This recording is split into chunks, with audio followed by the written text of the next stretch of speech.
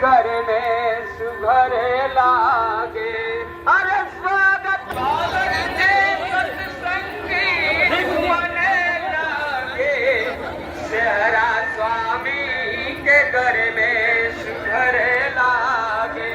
खुशियाँ में नर नारी बनने आए, खुशियाँ में नर नारी सुमन ले आए, खुशियाँ में नर नारी सुमन ले आए, खुशियाँ में नर नारी सुमन ले आए।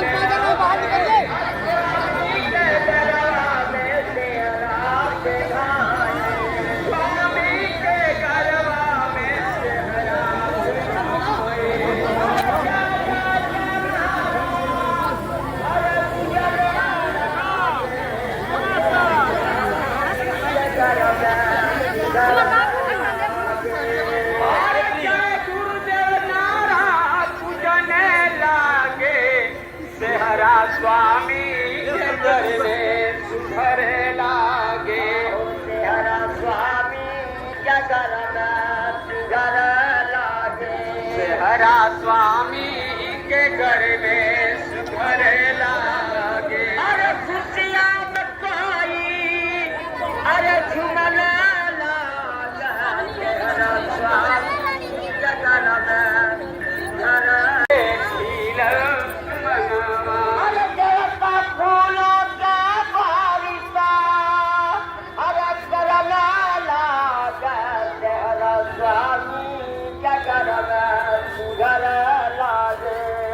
अरे देवता फूलों के बारिश से करने लागे, सेहरा स्वामी के घर में सुघर लागे।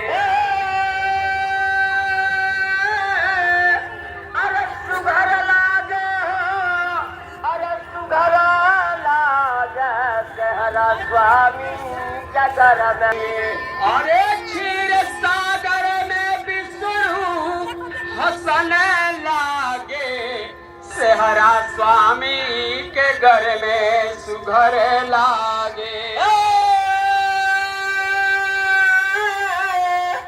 अरे सुघर लागे हो, अरे सुघर लागे, सेहरा स्वामी के घर में सुघर लागे। के बाएक दिन कलत आई, अरे सतगुरु चरण में, अरे सतगुरु चरण में नमन लागे, सेहरा स्वामी के घर में सुघर लागे। और स्वामी के चरण में नमन लागे, सेहरा स्वामी के घर में सुघर लागे। अरे खुशियाँ में सब कोई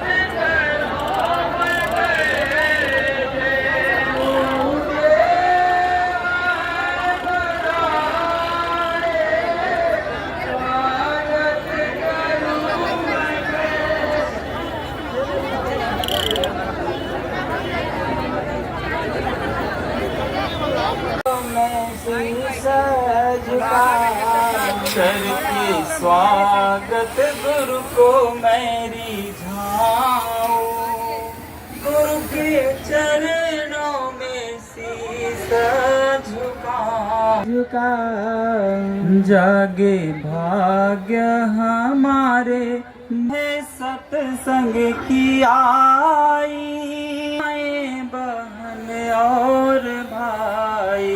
ऐसे गुरु का दर्शन धन्य हुआ जीवन, बलि बलि जाऊं गुरु के चरणों में शीश झुकाऊं। ऐसे गुरु का दर्शन।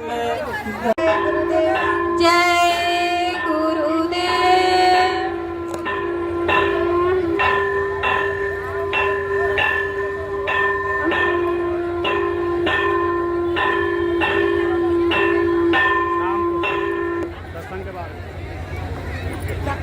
संग के बाद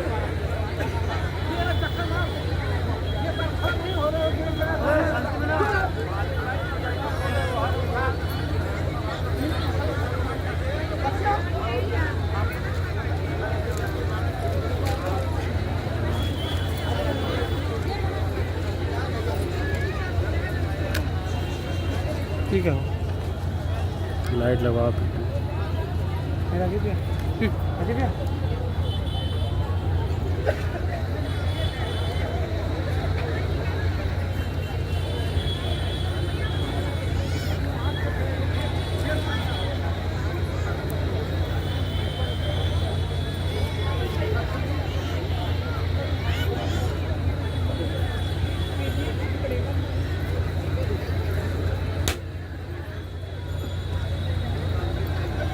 लाइट वाइट लाइट मन से लगातार मुतवातिर करते हुए ये संदेश लोगों को दिया, सबको बताया, लेकिन समझ में तो किसी किसी के आया, कोई नहीं जोड़ पाया। 60 बरस हो गए उनको सुनाते सुनाते समझाते।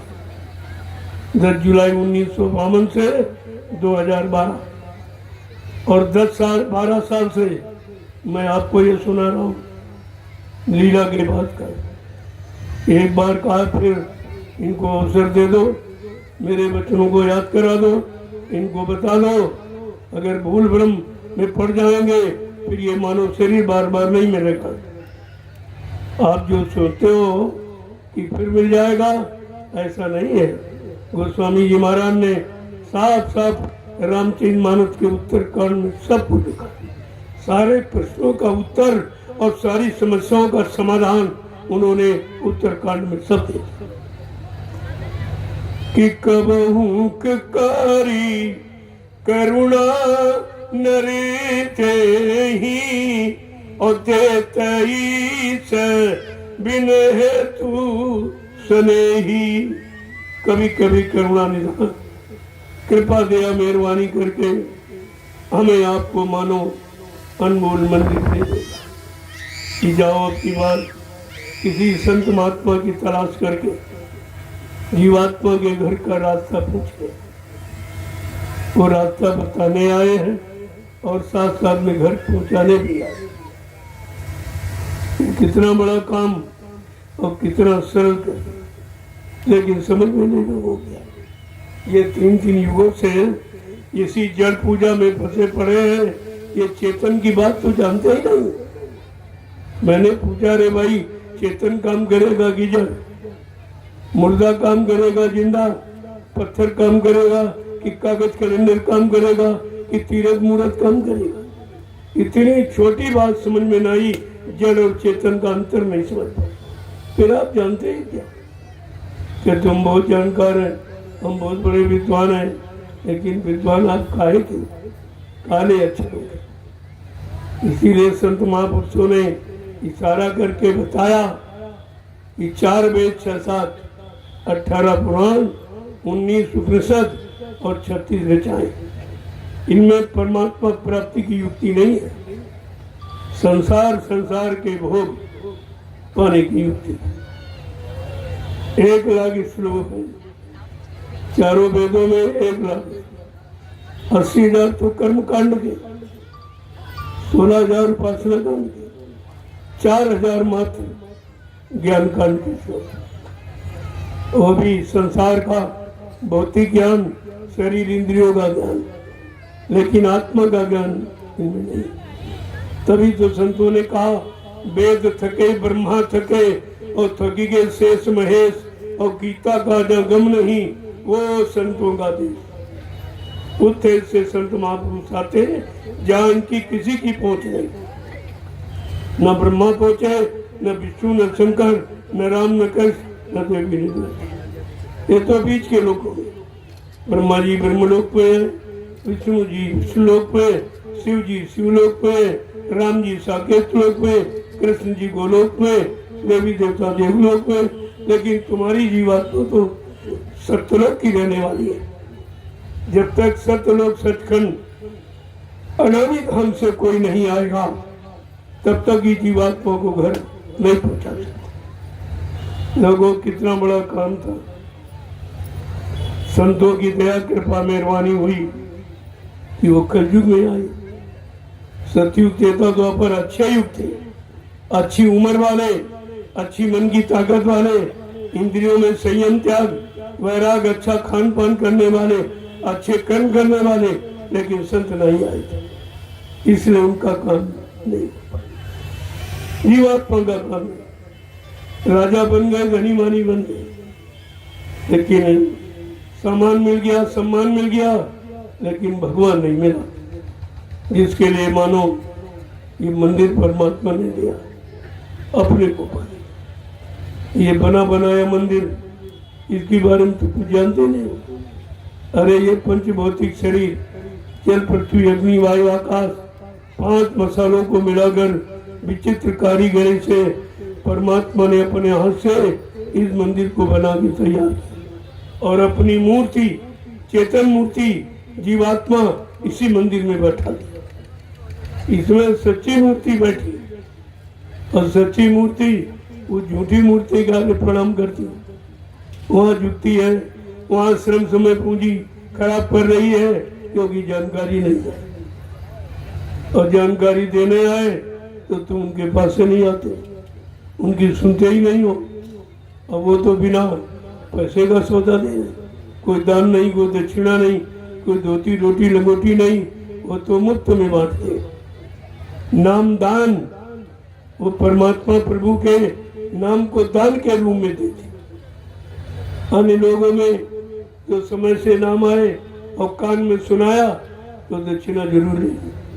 राजपाट धन दौलत सब दान में ले देगा विश्वामित्र, हरिश्चंद्र सब कुछ, लेकिन फिर भी बेचारा कंगाल हो गया, दर दर की ठोकरें खा रहा, भिखारी बना दिया, लेकिन जीवात्मा का कल्याण नहीं कर पाया क्योंकि ये अधिकार उनको नहीं था। ये बात तो आपको समझनी चाहिए। मैं 12 वर्ष से लगातार ये संदेश पूरे हिंदुस्तान को दे रहा हूं कि आप चेतन हो, जीवात्मा चेतन है, परमात्मा चेतन है, परमात्मा का लोक चेतन है, परमात्मा का जगाया नाम चेतन। चेतन से चेतन का काम करो और जड़ से जड़ का काम करो। मना कौन करता? अरे भाई घर गृहस्थी परिवार में बाल बच्चों की खिदमत सेवा के लिए आप खेती करो, दुकान करो, दफ्तर करो, बिजली व्यापार मजदूरी करो, हम कब मना करें, लेकिन सच्चाई ईमानदारी मेहनत से करो ताकि किसी का कर्म कर जाने चले। इस बात का ध्यान रखो। और कोई शाम को आओ जब तो बाल बच्चों की खिदमत सेवा करो, उनकी देख रेख करो। तुम्हारे बच्चे बच्चियां अब बिगड़ रहे हैं, बहुत चरित्र से एकदम गिर रहे हैं, चरित्र खराब हो रहा, चरित्र नष्ट हो रहा, तो उसकी देखभाल करो आप, ये तुम्हारी जिम्मेदारी। तुम अपने बाल बच्चों औलादों को नहीं देख सकते हो, नहीं संभाल सकते हो, तुम देश समाज को क्या संभालोगे? अरे इतना तो विचार आपको करना चाहिए। तो जब शाम को आओ तो बाल बच्चों की खिदमत उनकी देखरेख करो। बच्चा कहाँ बैठता, बच्ची कहाँ बैठती है, किनके साथ रहती है, ये उसकी रहनी गहनी, उसकी संग सोबत, इस पर पूरा ध्यान रखो। बिगाड़ तो उसी बात का कि आपने ध्यान दे ही दिया और बिगड़ गए। ये स्वतंत्रता आजादी ये बर्बादी का कारण बन जाती है। और जब शाम को भोजन के पहले, सोने के पहले इसी मनुष्य मंदिर में आत्मा से परमात्मा का भजन करो। देखो कितना सा, कोई सामान आपको कहीं नहीं और कोई सामान कहीं चढ़ाना नहीं। किसको चढ़ाना? उसी परमात्मा का दिया वो उसी को लौटाते हो। ये सब उसी का दिया, ये शरीर भी उसी का और सामान जो जितना देख रहे हो सब उसी का दिया। तो उसको तुम क्या दे सकते हो? उससे लेना सीखो, कैसे लिया जाए वो महात्मा बताएंगे कि परमात्मा कैसे लिया जाता है। परमात्मा से मांगने और लेने की विधि और तौर तरीका उपाय क्या है वो तो संत महात्मा बताएंगे। जिन्होंने परमात्मा को पाया वो आपको। जब शाम को घर आओ, खेती दुकान दफ्तर जिन व्यापार मजदूरी से, तो बाल बच्चों की देख रेख करो और भोजन के पहले और सोने के पहले 1 घंटा इस मनुष्य रूपी मंदिर में आत्मा से परमात्मा का भजन करो तो सारी मुसीबत खत्म हो। कोई बीमारी, कोई परेशानी, कोई दुख तकलीफ नहीं। रामचरित मानस को तो पढ़िए। उत्तरकांड में क्या लिखा? पूजा के बारे में तो कुछ नहीं लिखा, लेकिन भजन के बारे में लिखा है कि ऐसे बिन हरि भजन खगेसा ओ मिट्टी है नची मन के कलेसा। कितना सार्थक कि मानव जीवन में आने वाले जितने क्लेश का मुसीबत, बीमारी, महामारी, लड़ाई झगड़ा, दैवी को दुर्घटना, अकाल मौत, ये भगवान के भजन से टल जाए। आप पढ़ते ही नहीं कुछ, अपने मतलब की, अपने काम की चीज तो पढ़ते नहीं और न तुमको कोई बताता है, क्योंकि अगर बता देंगे तो रात खुल जाएगा। फिर उनको दाम दक्षिणा कौन देगा? रोटी रोटी लगोटी कौन उन्हें देगा? तो उन्होंने तो अपना काम बनाना आपसे सीख लिया, लेकिन तुमने अपना काम उनसे नहीं सीख पाया, नहीं पूछ पाए कि भाई घर गृहस्थी परिवार तो मेरे पास है, जमीन दुकान मकान भी मेरे पास, बाल बच्चों के लिए सब कुछ इंतजाम, ऐसा करो। मेरे पास एक चीज नहीं है कि जीवात्मा को जगाने का, परमात्मा से मिलाने की युक्ति नहीं। कृपया आप युक्ति दे दीजिए तो तुरंत आपको पता चल जाता कि असली है कि नकली, यह सत्य है कि झूठा है, ये सब जानकारी आपको मिल जाती। लेकिन जब कोई बताने वाला होगा तभी आप प्रश्न भी कर सकते हैं, ऐसे आप उससे नहीं कर पाओगे। तो एक वचन को अगर ध्यान रखें तो कुछ करना ही नहीं था, सब कुछ करा कराया आपको दिया। जब हमारी आपकी जीवात्मा ने माँ के गर्भ में ये वादा किया, जो गोस्वामी महाराज ने लिखा कि गर्भ की स्थिति बड़ी दयनीय होती, मुंह नीचे पर ऊपर होते, माँ का मलमूत्र बच्चे के मुंह पर से गुजरता है। अब कितनी गंदगी बदबू होगी, असहनीय पीड़ा है। गोस्वामी महाराज लिखा, जन्मत मरत असह दुख, जन्म मरण की असहनीय पीड़ा, इस पीड़ा को दूर करने का तौर तरीका विधि आपने किसी से पूछा? 1 करोड़ लाल पीले कपड़े दाढ़ी बाल रखाए घूम रहे, इनसे पूछो कि जन्म मरण से छुटकारा कब मिलेगा और कैसे मिलेगा? क्या तुम्हारे पास कोई भक्ति की कोई शक्ति है तो हमारा काम कर दीजिए, ये पूछा जाएगा। ऐसा मत सोचो मैं जो कह रहा हूँ ये सब पूछा जाए, लेकिन कौन पूछेगी? दूरदर्शी ये नहीं पूछेंगे। ये लोभी लालची झूठे वादे और कसमें खाने वाले ईश्वर की शपथ खाकर और कसम खाते और ईश्वर से भी धोखा देते, ये तो भगवान को धोखा देने वाले। तुम इंसान उनसे कुछ मदद चाहते हो, कुछ उम्मीद चाहते हो, जो ईश्वर की शपथ खा करके भगवान को धोखा दे सकता तो तुम्हें क्या समझेगा। लेकिन आपकी समझ में तो कुछ भी नहीं आया। मैं ये 12 बरस से लगातार पूरे हिंदुस्तान को जानकारी दे, तो मानो न मानो खुशी आपकी। तो हम मनवाना थोड़ी आए, हम तो आपको याद कराने आए हैं। मनाने के लिए कुदरत खड़ी है पीछे, कुदरत है तैयार खड़ी, आगे मुसीबत बोली। बिल्कुल कुदरत तैयार खड़ी है, केवल महात्माओं महापुरुषों का इंतजार कर रहे हैं कि किसी तरह से ये जीवों के सिर पर से अपना बरदहस्त हटा ले, मैं अपनी लीला प्रारंभ करूं। कुदरत की विनाशकारी लीला बड़ी कठिन। महाभारत को लोग नहीं देख सके, राम रावण संग्राम को नहीं देख सके, ये विनाशकारी लीला कुदरत की ही थी। जब लोग अच्छी नेक भली धर्म कर्म की बात नहीं माने, माँ बहन बेटी की पहचान भूल गए, तब कुदरत को ये खेल करना पड़ता है। आज तो बहुत आया था, आज तो कुछ कहा ही नहीं जा सकता। सारी सीमाएं टूट गई अत्याचार की, अनाचार की, पापाचार की, भ्रष्टाचार की, मांसाहार, ये सारी सीमाएं टूट चुकी। अब कुछ होने वाला है, वक्त बदलने वाला है। बाबा जी जो कुछ कहते हैं सब सच होने वाला है, इधर उधर नहीं होने वाली। तो मैं आज ही एक नए शब्द की स्थापना, जो सारा विश्व जानता नहीं, कोई नहीं जानता, न कोई महात्मा न कोई नेता।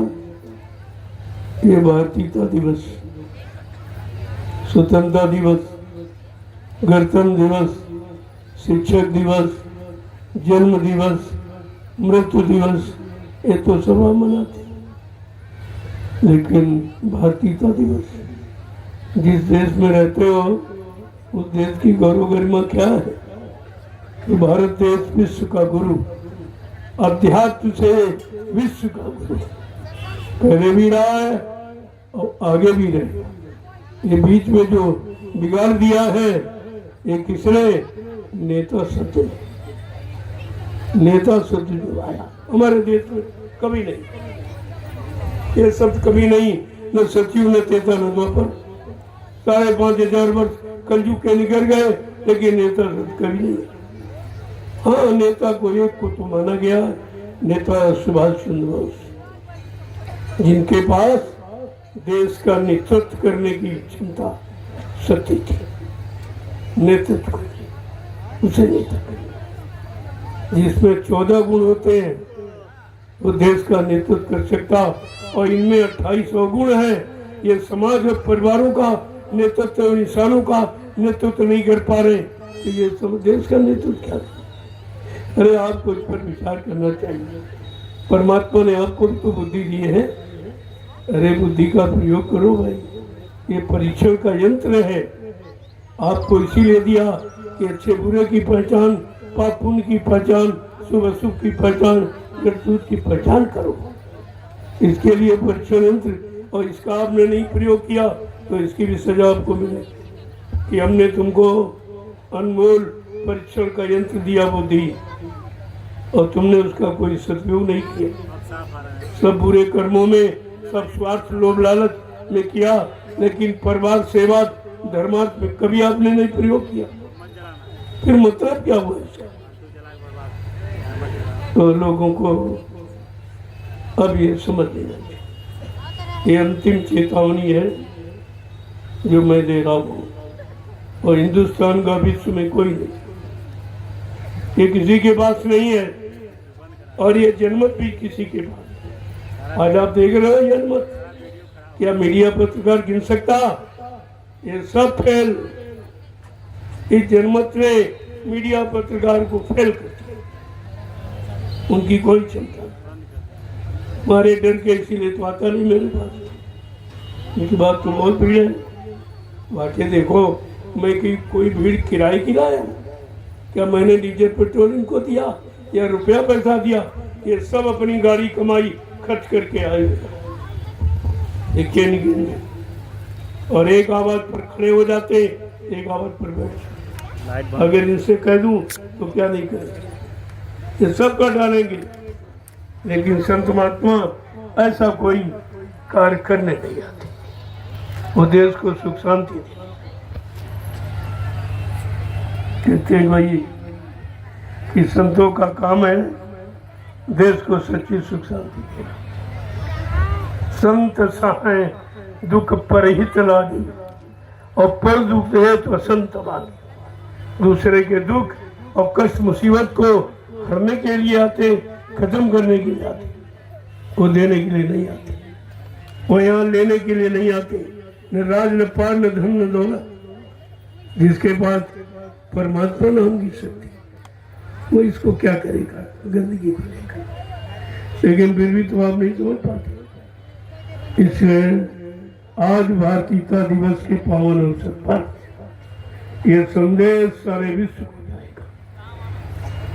ये लगा हुए बच्चों ने लगाया, ये देखो, ये सीधा प्रसारण करेगा। हम आपको मानने के लिए मजबूर कर देंगे, आज नहीं तो कल। तुम कहाँ जाओगे भाग, तुम्हारे पीछे ही तुम्हें खड़ा हो, और अच्छे नेक भले काम के लिए खड़ा हो, अपने स्वार्थ लोभ लालच के लिए नहीं खड़ा। हमको तो कुछ नहीं चाहिए। लेकिन ये प्रेमी मानते नहीं, कहते नहीं नहीं, हमारा 1 रुपया 2 रुपया 10 20 50 100 1000 ले लीजिए और किसी अच्छे काम में लगा देना। ये कहते हमारे पास समय नहीं कि घर गृहस्थी परिवार बाल बच्चों को छोड़कर आपके साथ चले। तुमने अगर ऐसी कोई श्रद्धा सेवा भाव है तो मैं आपका परमात्मा लगा दूंगा। तो ये सब जो ये सेवा देते हैं, मैं नैमिषारण जो 88,000 ऋषियों की तपोभूमि है, वहां पर मैंने सब लगा दिया। आप चल के देख लीजिए। मैं एक प्रमाण प्रस्तुत कर रहा हूं कि दान उस जगह दो जहां दान का सदुपयोग हो। अब आंख बंद करके दान दोगे, अगर गलत काम में लग जाएगा उसके उपभोक्ता आप भी बने, आपको भी भोगना पड़े। ये आपके पैसे से यानी गंदा खान पान होता है, और शराब ज्यादा पी ली तो मर्डर कर देगा, तो वो सजा किसको मिलेगी, जिसने शराब पीने के लिए पैसे दिए। इसलिए दान भी आँख खोल के, आँख बंद करके नहीं। कलयुग में तो दान लिखा ही नहीं, साफ साफ लिखा कि कलयुग योग यज्ञ नहीं दाना, और एक आधार नाम गुणगाना। न यज्ञ है, न जप है, न तप, न पूजा है, न पाठ है, न दान है, केवल क्या है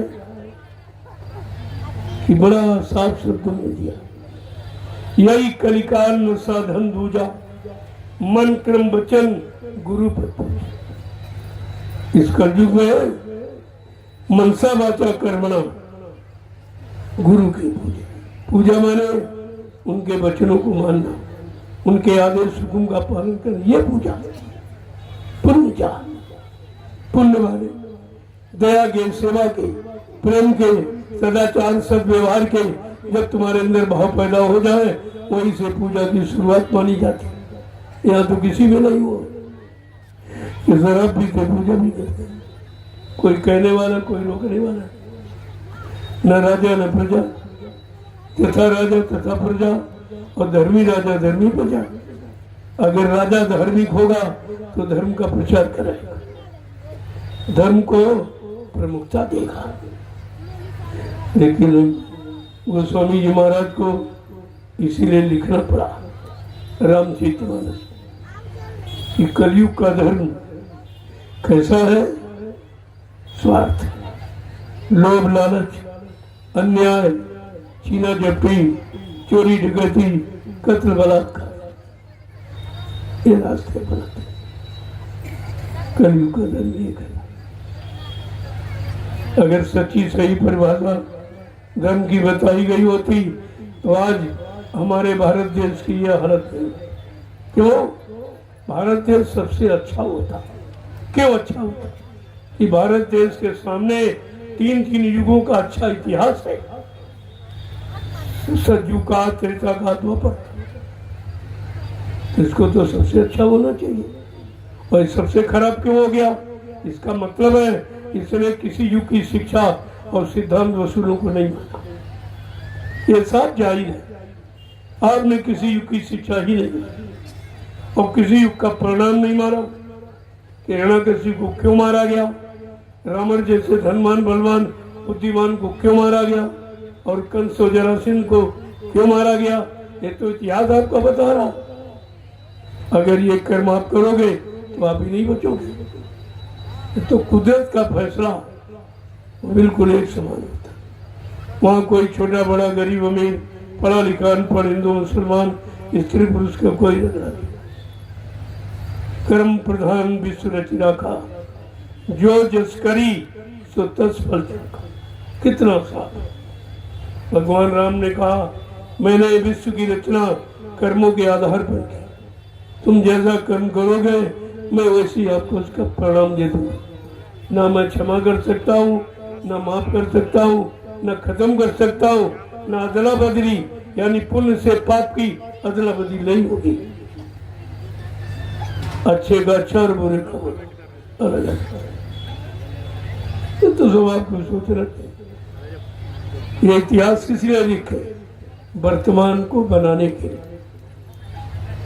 ये जो भूतकाल के इतिहास है अपने वर्तमान को बनाने के लिए लिखा है कि तुम इनको पढ़ लो, वो घटनाएं अपने शरीर से न होने दो तो आपको वो सजा मिले जो उनको मिली। लेकिन कोई नहीं विचार करता, न कोई विचार करता, न विचार कोई करवाता। जब राजा धार्मिक नहीं तो प्रजा में धर्म का प्रचार कैसे होगा? प्रजा धार्मिक कैसे बनेगी?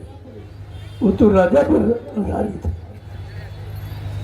और जब जब राजा किसी मुसीबत में गया, कोई मतलब यानी नीति अनीति को समझने नहीं लगा, भूल गया और धर्म को भूल गया और मानवता इंसानियत को भूल गया और प्रेम प्यार मोहब्बत सेवा दिया, सदा परमात्मा की यादगार को भूल गया, माँ बहन बेटी बहू की परख पहचान को भूल गया, तो उस समय के महात्मा गुरुओं ने अपने राजा को समझाया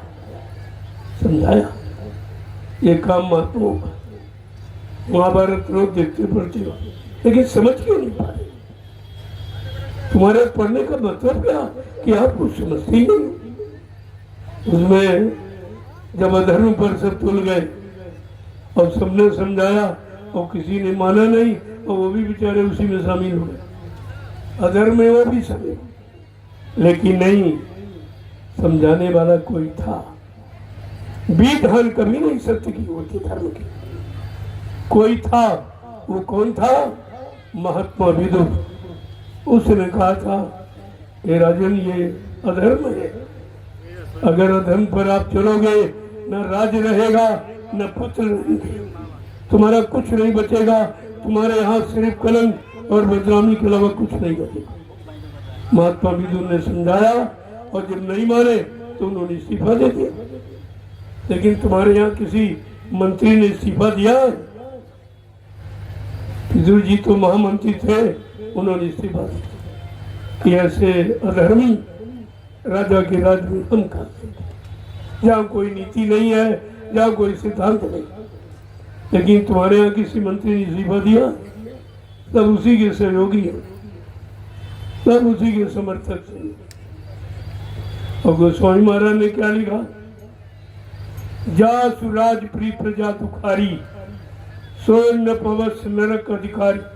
जिसके राज में प्रजा दुखी वो राजा नरक में गया। क्या ये इन्होंने नहीं पढ़ा? ये सीताराम के पुजारी सीताराम की जय जयकार करने वाले क्या श्री रामचरित मानस को नहीं पढ़ते? अरे श्री रामचरित मानस ही श्री राम है और श्री राम ही श्री रामचरित मानस है, ये क्यों बोलते हैं? बड़े साफ शब्द में लिखा है, जिसके राज में प्रजा दुखी वो राजा नरक में। अरे वो तो जाएगा और ये समर्थक सहयोगी ये भी उसी में चले जाएंगे।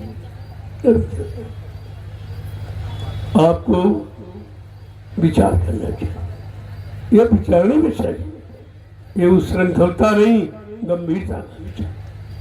जब गंभीरता से विचार करोगे तो सब आपकी समझ में। मैं तो बहुत सीधी सादी भाषा का प्रयोग करता हूँ ताकि सब लोग समझें। किसी को किसी तरह की कोई कठिनाई, कोई परेशानी ना, बहुत सरल शब्दों का प्रयोग होता है। तो आज ये भारतीयता दिवस, पहले मतलब समझना चाहिए। मैंने पिछली साल इसी 15 सितंबर 2023 को एक घोषणा की थी, वो सारे विश्व के लिए थी कि अगर आप सच्चे भारतीय हैं तो अपनी पहचान बनाओ।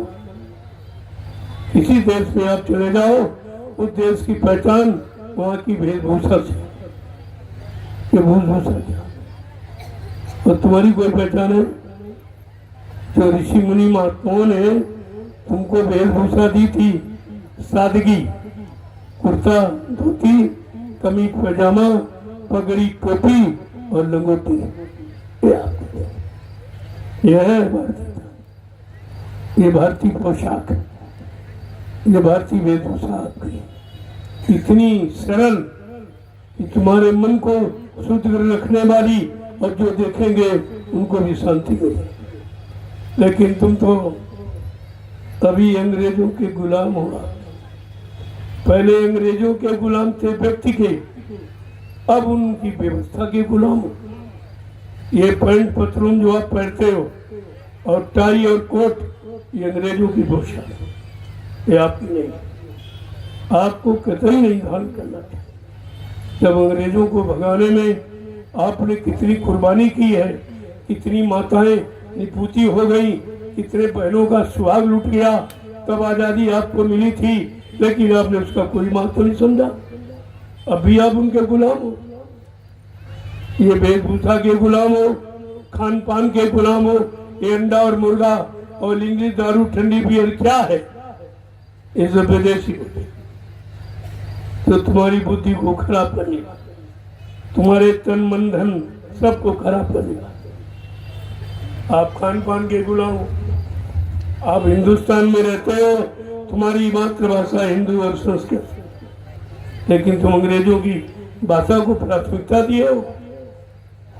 अब भी तुम गुलाम हो भाषा के, तुम भाषा के गुलाम हो, तुम उनके खान पान के गुलाम, उनकी वेशभूषा के गुलाम। तो तुम कहाँ आजाद हो?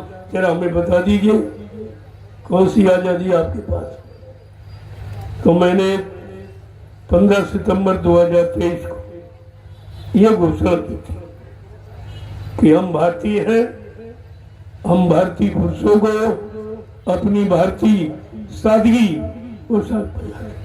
सादा जीवन, उच्च विचार, यह है उन्नत का आधार। ये गांधी जी का सिद्धांत। और ये गांधी की फोटो तो नोट पर छाप दी, लेकिन शिक्षा एक भी नहीं बढ़ती, एक भी नहीं।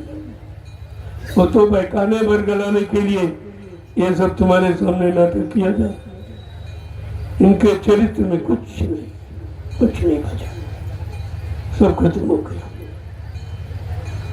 तो मैंने कहा था, आप सच्चे भारतीय हो तो अपनी भारतीय वेशभूषा में आ जाओ। तो हमारे यहाँ लोगों ने धारण कर दिया। और आज मैं भारतीय नारी की बात करूंगा। हमारे यहाँ की नारियों में भी भारतीयता समाप्त हो गई। ऐसे कपड़े जिसमें शरीर के सारे खुले ही रहते, उभरे रहते, खुले रहते, जिससे मन खराब होता। तो इसको समाज से निकालना है। हमारी भारतीय नारी भी सारी भी नारी साड़ी में सुशोभित, साड़ी में सुशोभित है और सब ढकी हुई था। तो आज मैंने एक नया प्रमाण आपके सामने भारतीय नारी का रखा है और एक प्रमाण भी प्रस्तुत किया कि इस तरीके से भारत की नारियों को अपने चरित्र की रक्षा के लिए ये धारण कर लेना चाहिए। अगर चरित्र बचाना है और ध्रुव प्रहलाद समान बच्चे पैदा करना है, तो आपको भारतीय नारी के रूप में आना पड़ेगा। इसलिए मैंने भारतीय नारी के बारे में कुछ कहा भी है, कुछ करके दिखाया, प्रमाण भी प्रस्तुत किया। ये सब पूरे हिंदुस्तान में जाएगा और इसके बाद सारे देश में चला जाएगा। और धीरे धीरे आप देखते रहिए कि भारत की नकल सब करे। क्यों? भारत धार्मिक मुल्क है, भारत योग भूमि है और दुनिया के जितने देश भारत को छोड़कर सब भोग भूमि के नाम से जाने जाते हैं। भारत योग भूमि, लेकिन तुमने इन नेताओं ने इसको भी भोग भूमि बना दिया। सब भोग सामान, सारे बीज खत्म कर दिए और मतलब यानी सारी हरी औजारें, ये औषधियां जो आयुर्वेद की थी वो सब समाप्त कर दी। सब व्यापार विदेशियों से हो, विदेश को संपन्न बना रहे, भारत को कंगाल कर रहे। एक तरह से नहीं, हजारों तरह से मैं बता दूंगा, मुझे सब मालूम। धीरे धीरे आपको सब बताऊंगा। हर तारीख पर कोई ना कोई एक नया सूचना आपको दूंगा, एक नया संदेश प्रसारित करूंगा जो देश के लिए हितकर है, लाभप्रद है। ऐसा नहीं है। तो आज ये भारतीय नारी के बारे में मैंने प्रमाण भी प्रस्तुत किया है। और जब तक ये नारी ये भारतीय वेशभूषा में नहीं आएगी तो इसके बच्चे ध्रुव प्रहलाद के समान नहीं। ये गाली गलौज करते हैं आज माँ बाप, आज मारते पीटते, तो तुम ऐसा दुर्व्यवहार करते, इसका कारण क्या है? कि तुमने उसी वेशभूषा में बच्चों को पाला है, पैदा किया, लिहाजा उन पर यानी भीषा का दुष्प्रभाव पड़ गया। तो गंदे इसका बहुत बड़ा असर होता है, कपड़ों का बहुत बड़ा प्रभाव पड़ता है। और तुमने इस बात पर ध्यान दिया नहीं और तुम्हारे जिम्मेदारों भी नहीं दिया, ना महात्माओं ने दिया ना नेताओं ने दिया। दो ही तो जिम्मेदार हैं, धर्म के ठेकेदार ये महात्मा है और राजनीति के ठेकेदार ये नेता है। दोनों ने ठेकेदारी केवल स्वार्थ लोभ लालच की है, बाकी जनता के हित की कोई ठेकेदारी नहीं। जनता के दुख तकलीफ दूर करने का कोई ठेका नहीं, केवल महंगाई बढ़ाना और टैक्स बढ़ाना और जीएसटी बढ़ाना, मारकाट हिंसा ये करवाना, चोरी डकैती कत्ल बलात्कार इनको प्राथमिकता देना, इसके अलावा कोई अच्छा काम नहीं। तो आपको विचार करना चाहिए। अरे परमात्मा ने आपको भी तो बुद्धि दी है और तुमने बुद्धि का दान गलत जगह कर दिया, इसलिए आप भोग रहे हो। केवल हिंदुस्तान में मैं ही ऐसा शख्स हूँ जो राजा प्रजा दोनों के हित की बात करता हूँ। मैंने कहा था देश की माली हालत अच्छी नहीं है। मुझे मालूम है कि तुमने जो छिपाया है, जो भारत की जनता से चोरी की है, चोरी करके जो धन आपने जमा किया, मुझे एक एक बैंक का मालूम, किस देश की किस बैंक में, किस खाते नंबर पर, किस कोड नंबर पर आपने कितना धन जमा किया। भारत की जनता उस धन का ब्याज भी नहीं पा रही। मूलधन तो छोड़ दीजिए, ब्याज नहीं मिलता। अगर ब्याज मिल जाए तो भारत में कोई गरीबी नहीं। मैं चैलेंज के साथ कहता हूँ, कोई गरीबी नहीं है। अगर वो सब पैसा आ जाए तो हमारा भारत 7 पुस्तक बैठ के खा सकता, इतना धन चोरी से गया। आप चिंता मत कीजिए, मैं कारा कह रहा हूँ तो फिर लाने की व्यवस्था है, ऐसा थोड़ी है, ऐसा नहीं उसकी व्यवस्था है। अभी तो उनको मौका दे रहा हूँ, भाई तुम ले आइए, तुमने जमा किया तुम ले आओ, तुम्हारा अपराध क्षमा हो जाएगा। और नहीं तुम मानोगे तो वो समय से लाया जाएगा, क्योंकि मेरे पास उसकी भूमिका है।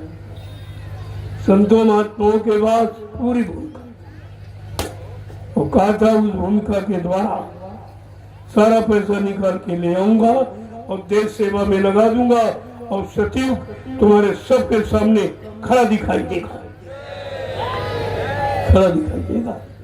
ऐसे थोड़ी कह दिया था हवा में कि कलयुग जाएगा सचिव जाएगा। अरे कोई बात है, कोई भूमिका है, कोई व्यवस्था है, कोई समस्या है, उन समस्याओं का ये समाधान है। ऐसे थोड़ी कर दिया जाए। महात्माओं की बात तुम इतनी जल्दी समझ लोगे?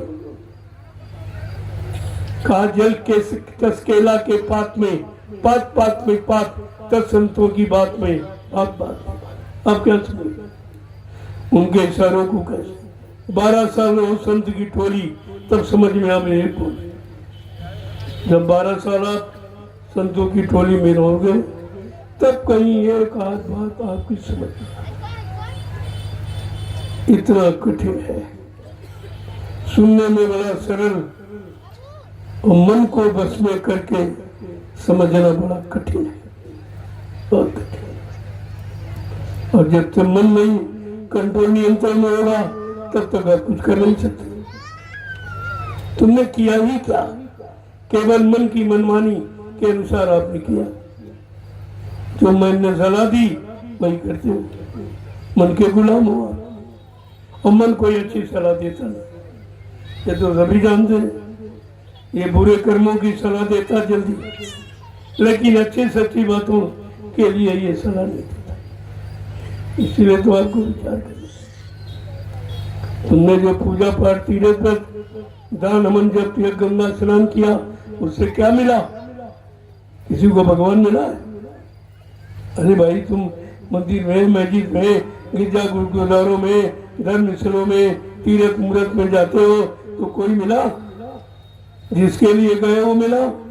जिसके लिए खर्च किया श्रम, समय, पूंजी, वो आपको मिला? आज तक नहीं मिला, और फिर भी मानते नहीं। फिर भी जाना नहीं बंद, खर्च करना बंद। ये क्या है? ये तो सबसे बड़ी अज्ञानता, सबसे बड़ी मूर्खता है कि देख कर भी नहीं समझ पा रहे हो कि कोई नहीं तेरा, न मां देने वाला, न बोलने वाला, न समझाने वाला, न अच्छी बुरी बात बताने वाला कोई है ही नहीं, न कोई मदद करने वाला, और फिर भी जान नहीं पा रहे। संतों ने यही तो राज खोला। अरे चेतन की तरफ चलो, चेतन काम करेगा, जड़ नहीं काम करेगा। गोस्वामी महाराज ने बड़े साफ शब्दों में लिखा, जड़ चेतन ग्रंथि पड़ गई, यद्यप मूर्खा छूटत करी। कि जड़ चेतन की गांठ काल माया ने लगा दी। यद्यप झूठ है, लेकिन जीव के बस की बात नहीं है। बिना संतों के सहयोग के ये खोल ले, नहीं खोल सकते। तो सबको तो लिखा है, क्या नहीं लिखा? लेकिन जिसने लिखा है वो मिले या उनका समकक्षी मिले, वो तो आपको बताएगा। लेकिन ये वाचक ज्ञानी नहीं है, कुछ नहीं, इनके बस की बात नहीं है कि एक भी शब्द के बारे में कुछ बता सके। इसलिए कलयुग में संत अवतार हुआ। अन्य युगों में जब सतयुग था, तब हरि का अवतार, हरि नाम से अवतार हुआ। जब यहाँ त्रेता था, तब राम नाम से अवतार हुआ। जब यहाँ द्वापर था, तब कृष्ण नाम से अवतार हुआ। तो क्या कलयुग बारे में कभी सोचा आपने? जब हरि का अवतार अलग अलग है काम करने वाला, तो कलयुग का तो कोई है ही नहीं है। न किसी ने आपको बताया, जब किसी ने बताया नहीं तो पिछले अवतारों को याद कर। अरे वो तो आए, काम करके चले गए।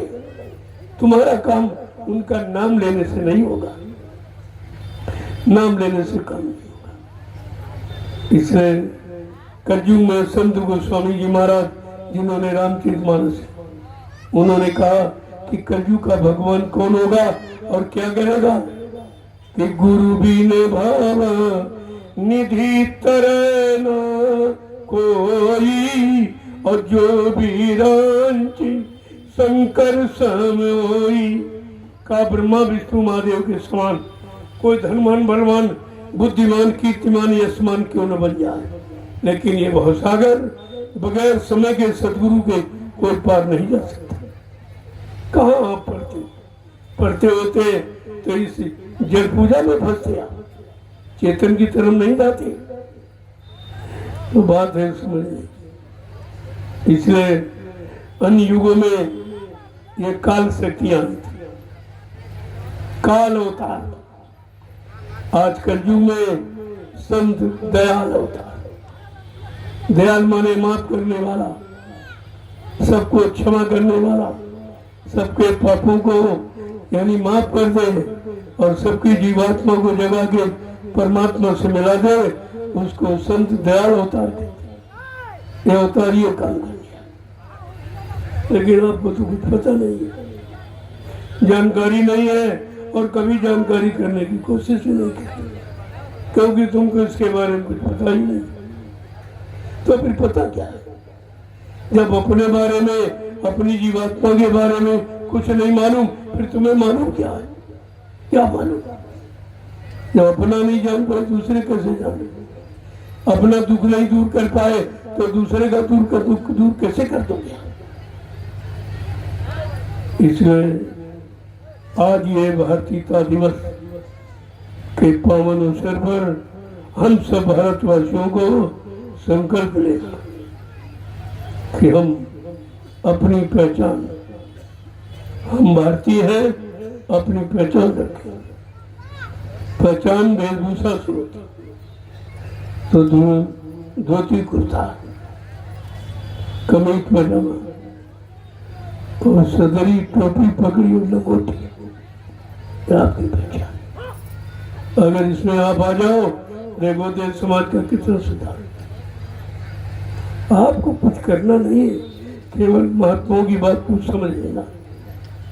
कपड़े तो आप पहनते ही, तो कितने महंगे, एक जींस पैंट जितने में पहनते हो उतने में एक साल पूरा नए कपड़े पहने, कपड़ा कुर्ता पजामा नहीं पहन।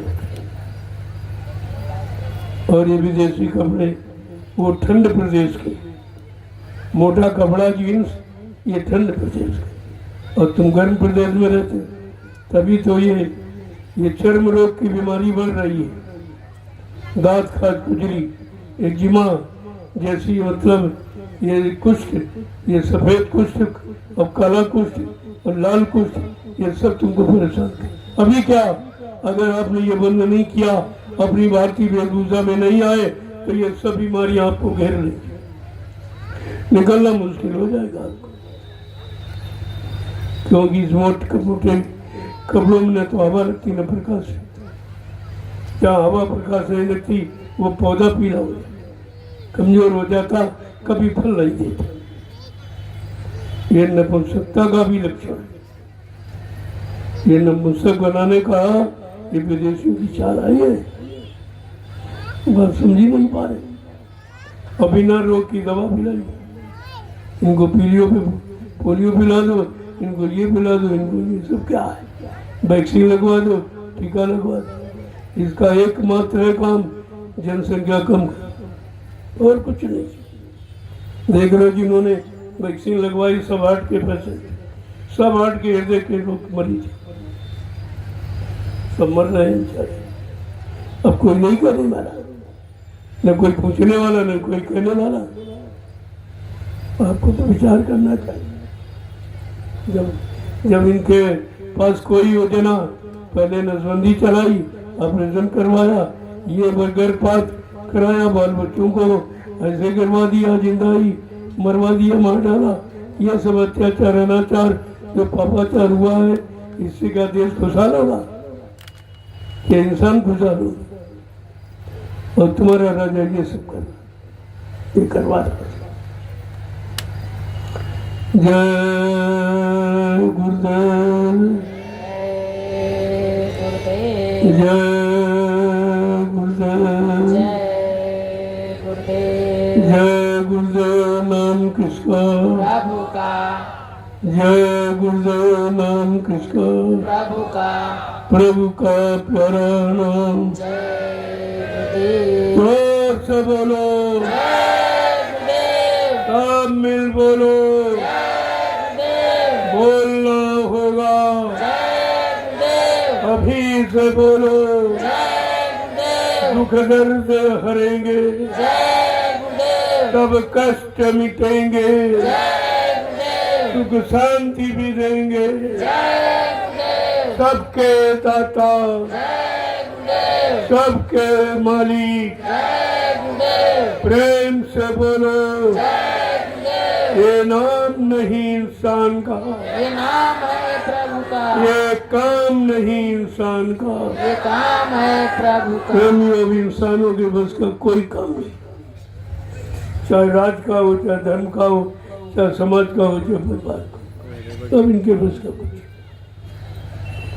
क्योंकि 72 वर्ष की आजादी ये सब पर चले रहे, कुछ नहीं, सिर्फ चुनाव हुआ, कुछ चुनाव पर चुनाव, चुनाव पर चुनाव, सारा देश चुन गया, क्या बचा आपके पास? और ये भी नहीं बताया ये पंचवर्षीय चुनाव कितना महंगा है, राजा बनाने वाला चुनाव कितना महंगा है, किसी को बताया गया या किसी ने बताया? तो फिर सब तो दोषी हो, अच्छी सच्ची बात क्यों नहीं बताई?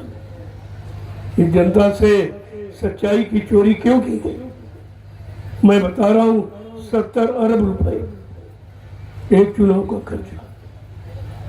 मैंने इसीलिए मना किया था, अभी देश पर इतना कर्जा तुम पहले से लदे हो, देश को कर्जदार बना दिया और ये चुनाव होगा तो 70 अरब फिर लग जाएगा, इसलिए मैंने मना किया था। जब देश की स्थिति अच्छी हो जाए तो चुनाव करा लेना, ये तो जनता तुम्हारी है, तुमको वोट दे देगी। मैं तो कोई प्रधानमंत्री मुख्यमंत्री की बात करता नहीं हूँ, और न मुझे बनना है, क्योंकि सबसे बड़ी गंदगी है, तब से राज और राज से नर्क, कौन नर्क में जाएगा? बड़े बड़े राजे महाराजे बादशाह धनी मानी आज भी नरकों में जमराजा की जूतियों की मार खा रहे, कोई बचाने वाला नहीं है। क्यों नहीं? राजा बने तो भोग किया, और भोग किया तो नरक में चले गए।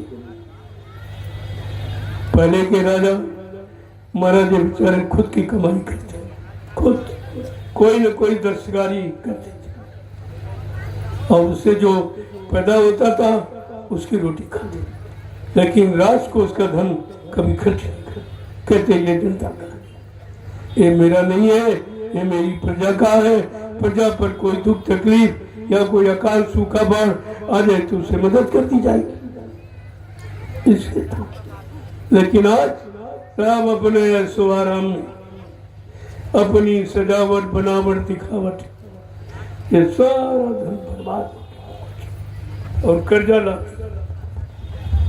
राष्ट्रीय कोष खाली कर दिया, कर्जा ला। आपको विचार करना चाहिए। इन लोगों ने ऐसा सोचा है कि हम तो अपना विदेश चले जाएंगे, जब देश पर आपत्ति आएगी भारत में तो हम लोग विदेश भाग जाएंगे, क्योंकि हमने पहले से इंतजाम कर रखा। अरे तुमसे पहले संत महात्माओं ने तुम्हारा इंतजाम कर रखा, नहीं मानो? जब यहाँ से भगोगे तो एरोड्रम पर दूरदर्शी खड़ी मिलेगी और कहेगी तुमने इतने साल भारत पर शासन किया, राज किया, हिसाब दिए जाओ, एक एक रुपए का हिसाब दिए जाओ। अब इनको पता नहीं क्या,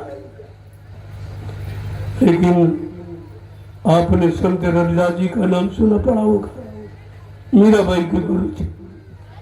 उन्होंने अपनी ज्ञान पोथी में एक भविष्यवाणी लिखी, बिल्कुल साफ कहा कि भारत में अवतारी होगा जो अति विस्मयकारी होगा, ज्ञानी और विज्ञानी होगा, वो अद्भुत सेनानी होगा, अनोखा सेनानी, तीर्थ मंचा भाला वर्षी और बम नहीं फेंकेगा, चलाएगा, केवल अपनी वैचारिक क्रांति के द्वारा सारे विश्व को परिवर्तित करके दिखा देगा। क्या कहा? भारत में अवतारी होगा जो अति विस्मयकारी होगा, ज्ञानी और विज्ञानी होगा, वो अद्भुत सेनानी होगा, वो एक अनोखी लीला करेगा जो आज तक इस धरती मंडल पर किसी ने नहीं की। क्या? जीते जी कई बार मरेगा और छंदम भेष में वो विचरेगा। देश बचाने के लिए होगा एक आवाहन, युग परिवर्तन के लिए चले प्रबल तूफान, 3 ओर से होगा हमला, देश के अंदर तो ही घपला, सभी तरफ कोहराम मचेगा, कैसे हिंदुस्तान बचेगा। आगे क्या कह रहे हैं रविदास जी? संत महात्मा सत्य कहने में डरते नहीं है, उन्होंने खोल के कहा है, जिसने भारत माँ सताई, जिसने इसकी करी लुटाई। आज ये भारत माँ की जय बोले और भारत माँ को लूट रहे, अत्याचार कर रहे, हिंसा हत्याएं करवा रहे, टैक्स बढ़ा रहे, महंगाई बढ़ा रहे और भारत माँ की जय बोलते। इनको शर्म भी नहीं आती कि हम किसकी जय बोले और हम कर क्या रहे। संत रविदास जी ने क्या कहा,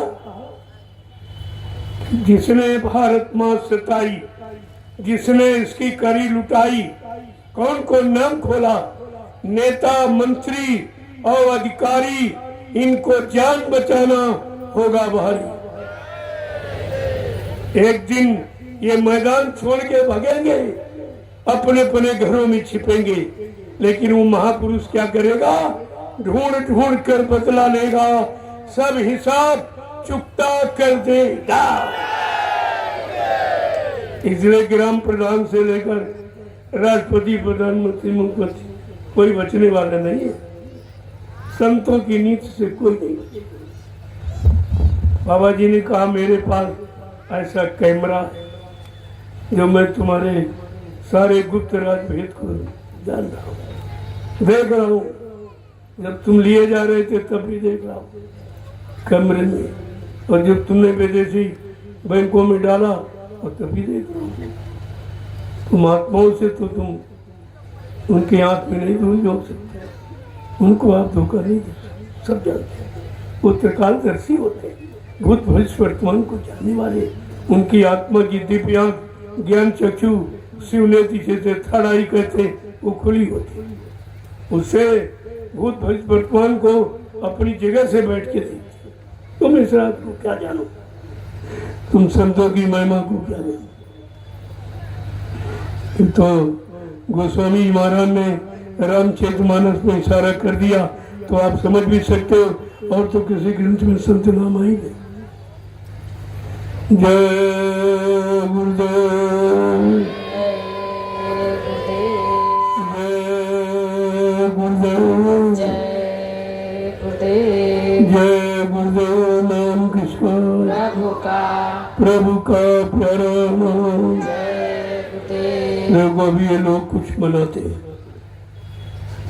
मुझे तो नहीं मालूम है, लेकिन ये बनाते हैं। मनाएंगे, लेकिन मेरा तो काम केवल जानकारी देना। कोई पर्व हो, कोई तिथि हो, मेरा काम सिर्फ संदेश देना, और वो संदेश जो जनता के हित का है, जनता के भले का, कल्याण का हो सकता है।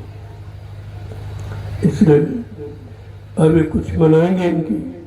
अब किसी की आस्था को हम कैसे ठेस मारें, किसी की आस्था को रोका नहीं जा सकता। अब ये अपना मनाते चले आ रहे हैं और ये मनाएंगे, और आप लोग सब बैठ के देखिए किस तरीके से ये मतलब ये 15 सितंबर इस तारीख का उत्सव कैसे मनाते।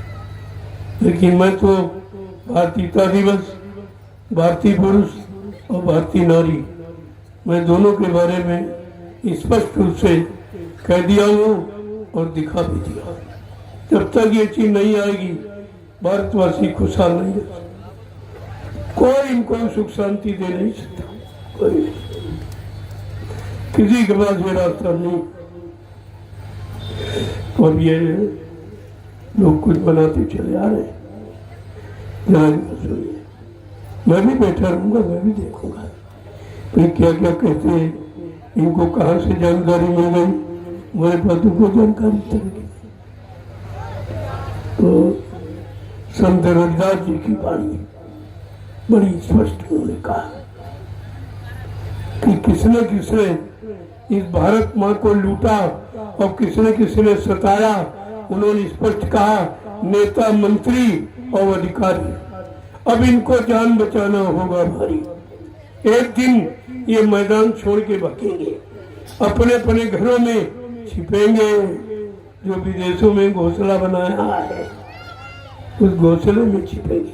लेकिन इनको क्या मालूम कि दूरदर्शी क्या करेगा। दूरदर्शी किसने बनाई थी? ये बाबा जी का ब्रह्मास्त्र है, ये कभी फेल नहीं होता। ये ब्रह्मास्त्र है, दूरदर्शी और भूम ज्योतिष खितियर का ये दो ब्रह्मास्त्र है। क्योंकि भारत देश कृषि प्रधान देश है, तो इसलिए वो भूम ज्योतिष और भारत वर्ष राजनीति का अखाड़ा लोगों ने बना दिया, इसलिए दूरदर्शी को बनाना पड़ा। ये दोनों की स्थापना की। अब ये प्रेमी कुछ अपना मनाते चले आ रहे हैं, मनाएंगे, आप लोग देखें। इसके बाद प्रसाद देना, ये तो रोजी, अरे आप घरों में तो रोज ही रहते, लेकिन ये तिथि ये रोज नहीं मिलेगी। तो साल में एक बार अवसर आपको दिया जाता है और प्रेमी जानकारी देते।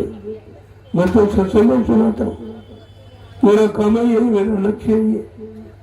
मेरा लक्ष्य है कि घर गृहस्थी परिवार में रहकर प्रभु की प्राप्ति करना, जंगलों गुफाओं में नहीं, घर गृहस्थी परिवार में। ये आपका कर्तव्य है। जो कर्तव्य से विमुख होता है तो भगवान का कभी प्यारा नहीं होता। इसलिए कर्तव्य पूरा करो, ये तुम्हारा लेन देन है। कर्म कर्जा, कोई बेटा बन के आया, कोई बेटी बन के आया, कोई पत्नी बन के आया, कोई पति, कोई भाई बहन बिरादर, कोई अचानक तुम्हारे दरवाजे आ जाता, उसका भी लेन देन। वो भी अन्न ले जाएगा, पैसे ले जाएगा, कपड़ा ले जाएगा, क्योंकि आपने दिया नहीं हो, तुम भूल गए हो। तुमको अपना मालूम भी नहीं कि कितना कर्म कर्जा हमको कहाँ कहाँ, किस प्रांत में, किस जिले में, किस गांव तहसील में देना। इसलिए कार्यक्रम, ये अंतरराष्ट्रीय कार्यक्रम, जहाँ जहाँ और जिनके जिनके पास तुम्हारा कर्म कर्जे का लेन देन, वही यहाँ आए हैं और तुमसे उन्हीं को मिलाया गया, उन्हीं की सेवा में तुम्हें रखा गया कि धीरज से अपना कर्म कर्जा उतारो। ये महात्माओं का बड़ा पेचीदा कार्यक्रम है, बड़ा पेचीदा। जय गुरुदेव। अब ये लोग अपना शुरू करेंगे।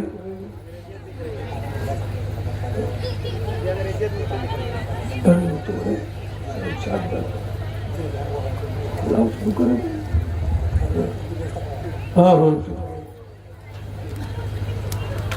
देखो संत रविदास जी की बारी भी अधूरी रह गई। उन्होंने ये कहा आगे क्या कर, ये जो बीमारी जो कोई नहीं जानता था, बाबा जय गुरुदेव जी महाराज ने 2080 में बताया। 80 में कहा हमारी बात मान लो, तुम सब लोग शाकाहारी हो जाओ। अगर शाकाहारी न हुए तो कुदरत की तरफ से शाकाहारी सच्चे ईमानदार और चरित्रवान न बन पाए तो कुदरत की तरफ से भारी बीमारियां। उस बीमारी का नाम है कोरोना।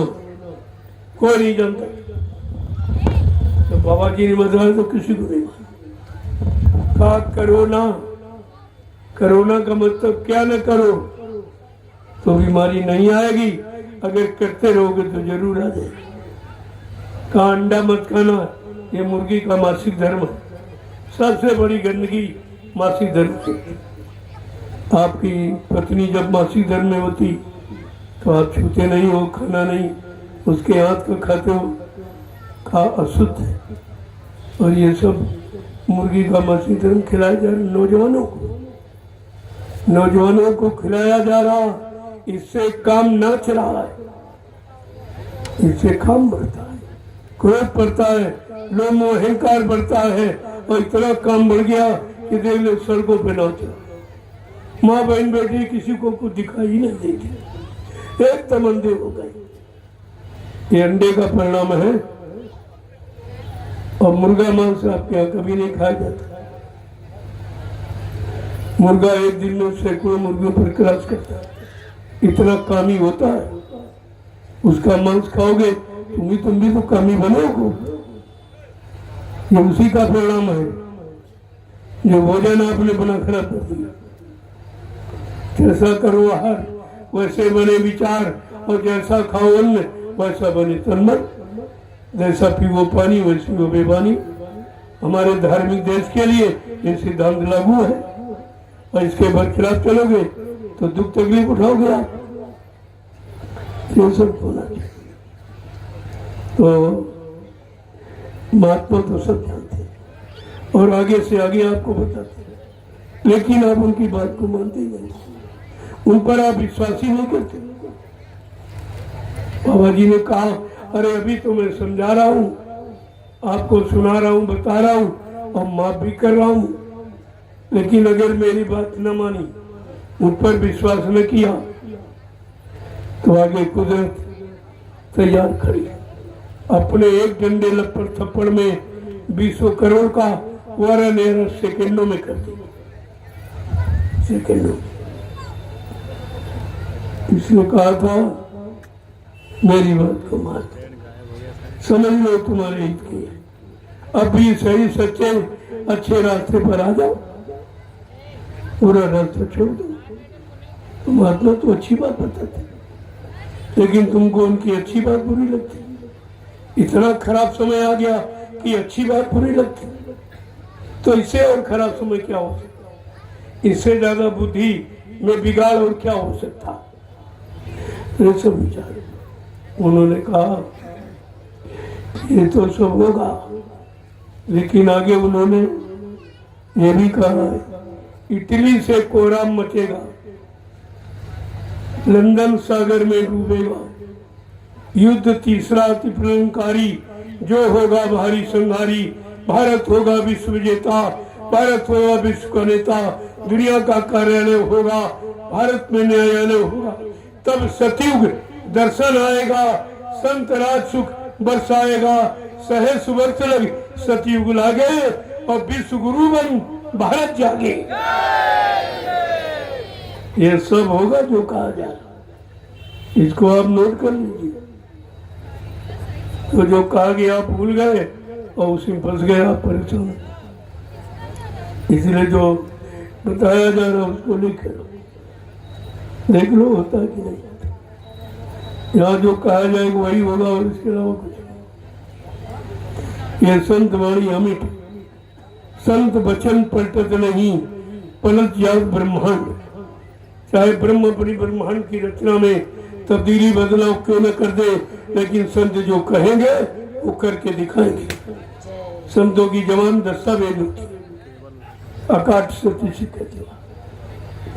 ये सब समझना चाहिए, समझ लोगे तो काम बन जाएगा, मुसीबत से बच जाओगे, और नहीं तो तुम जानो तुम्हारा काम जाने। लेकिन हिंदुस्तान में कोई ये नहीं कर सकता कि हमको समय से जानकारी नहीं, हमारे सब जानकारी।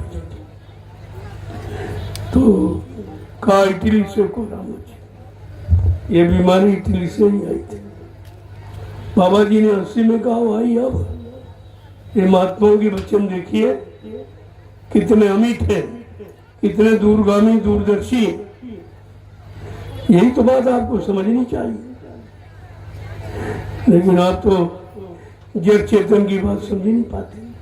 संत महात्मा चेतन उपदेश करते हैं, बाकी जितने आए सब जड़ का उपदेश किए, जड़ का।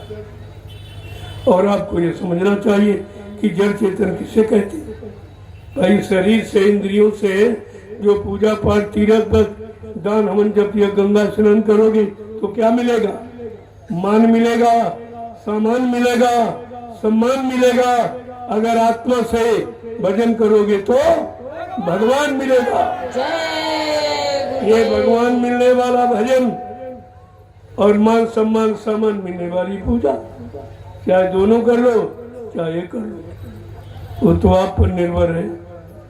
लेकिन महात्मा निंदा आज उतना नहीं करते, दोनों की जानकारी, दोनों की व्याख्या आपके सामने इस पर हो सके कि पूजा का अर्थ क्या है और भजन का अर्थ क्या है, ये सब आपके सामने बयान करते हैं।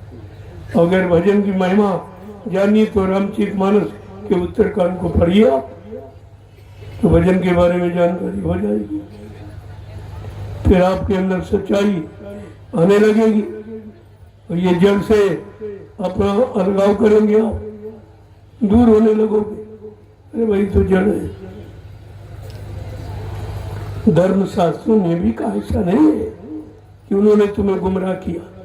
ये तो जो लोग थे, यानी जो वाचक ज्ञानी, इन्होंने सब मोड़ दिया, आपको मोड़ करके इधर से उधर घुमा दिया। उन्होंने तो स्पष्ट कहा था, लेकिन लोगों ने समझा नहीं। अगर समझ लेते तो ये सब काम बन जाता उनका। जय गुरुदेव। तो गौकुश प्रेमी अपने गुरु की महिमा का गुणानुवाद आज की इस पावन पुण्यतिथि पर करेंगे। वो इधर उधर की बातें नहीं करेंगे। चेतन गुरु की महिमा, चेतन गुरु का काम क्या है, चेतन गुरु से हमें प्रार्थना करके अपनी चेतन जीवात्मा का कल्याण करा लेना चाहिए, ये भी बताएंगे। तो ये संगीत के माध्यम से आपको कुछ बताएंगे। ये नैमिषारण्य की पावन पवित्र भूमि से आए हुए हैं। इस भारतीयता दिवस पर अपनी चेतन गुरु की के बारे में पूरी जानकारी देनी है। उनको भी आप सुनिए।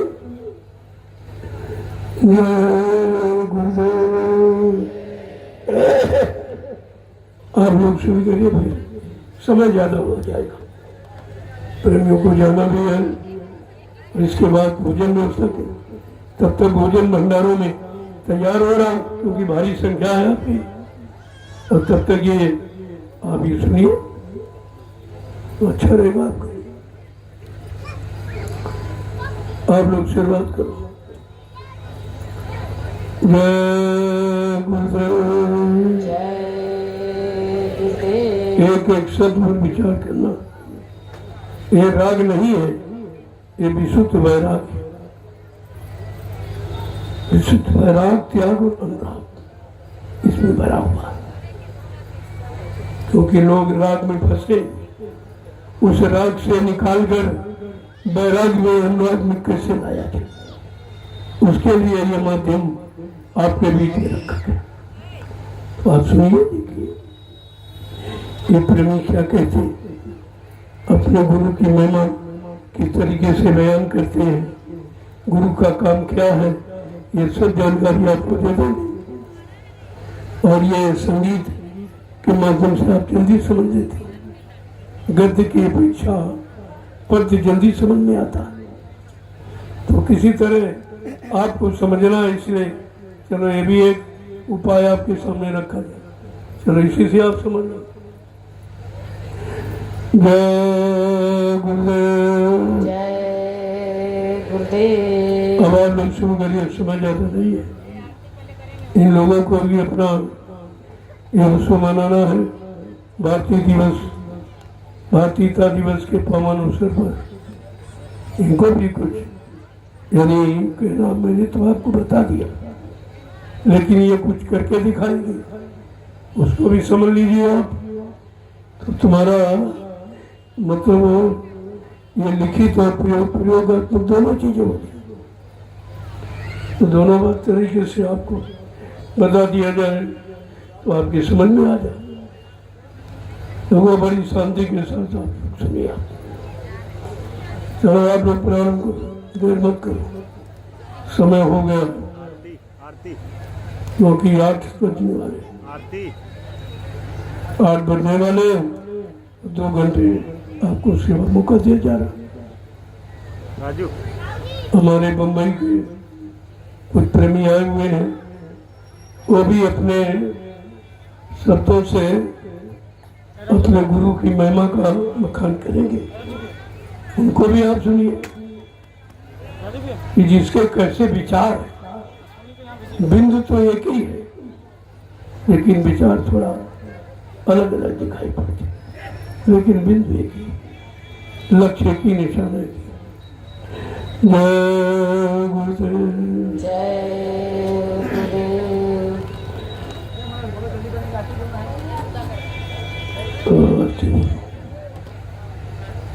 अब आरती बोली ये आरती जिसको बिना वेदना कहते आरत शब्द आरत बने दीनता दीनता से जब किसी को पुकारोगे तो दीन दयाल जरूर सुनेगा। और तुम अहंकार में बुलाते पुकारते, तुम पैसे के उसमें मतलब सामान दिखा गए, पैसा दिखा गए, उससे नहीं, उससे कुछ होने वाला नहीं। उनका नाम दीन दयाल है, वो दीनता से खुश होते हैं। वो गरीबी मुनि मन धारे अद्भुत रूप विचारे लोचन धन श्यामा निज आयुध चार भूषण बन माला नैन विशाल शोभा सिंधु खरारी कह दो कर जोरे अस्तुत तोरे कह वेद कर हो अनंत माया गुण तयवाना वेद पुराण तवंता करुणा सुख सागर सब गुण याग जय गाव श्रुति शांता ब्रह्म हित लागे जन अनुरागे भयहु प्रगट श्री सतगुरु ब्रह्मांड निकाया निर्जित माया रोम रोम प्रतिवेदक मम उर शोभासे यह उपहास सुनत देर मत थिर नर उपजा जब ज्ञान प्रभु मुस्काना चरित बहुत वेद के कही कथा सुहाए मात बुझाए जय प्रकार सुख प्रेम लह माता पुण्य बोले सोमत डोले तजो तात यह रूपा विजय से सुलेला रते सुत देला यह सुख सरमयनोपा सुवचन सुजाना रुदन ठाना ओए बालक सुर भूपा यही चरित जो गावे गुरु पद पावे ते नर तर भव कूपा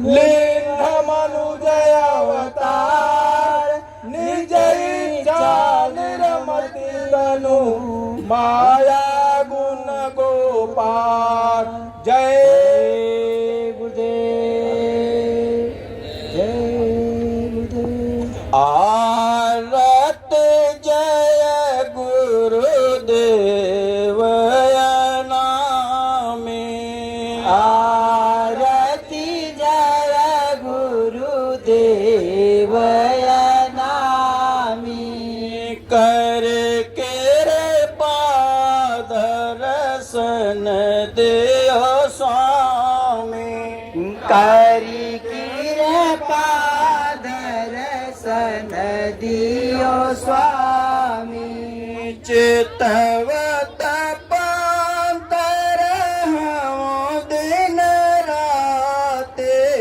चितवत पंथ रहवो दिन राती तुम ही देख शीतल भई छा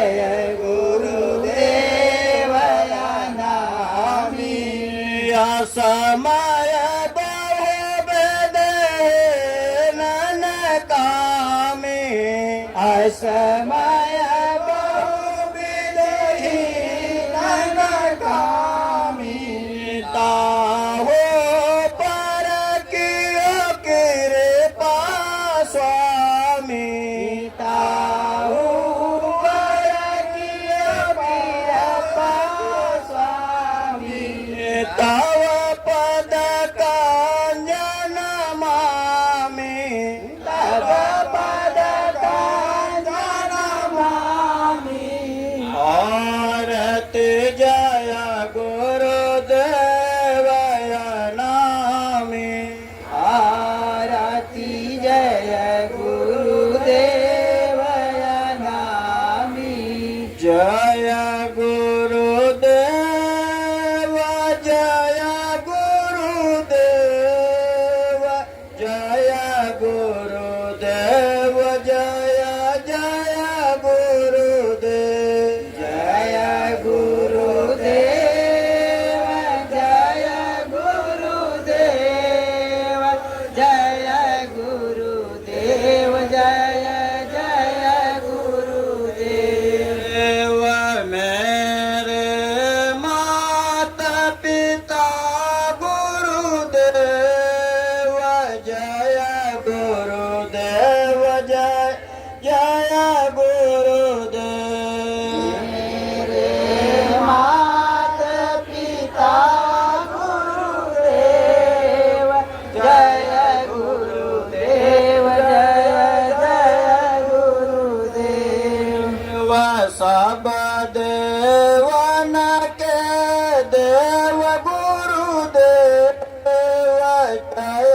गुरुदेव जय जय गुरुदेव देवन के देव गुरुदेव जय गुरुदेव जय जय गुरुदेव देवतिन के चरण कमल मन सेव जय गुरुदेव जय जय गुरुदेव के चरण कमल मन सेव जय गुरुदेव जय जय गुरुदेव देव जीव काज जगय गुरुदेव जय गुरुदेव जय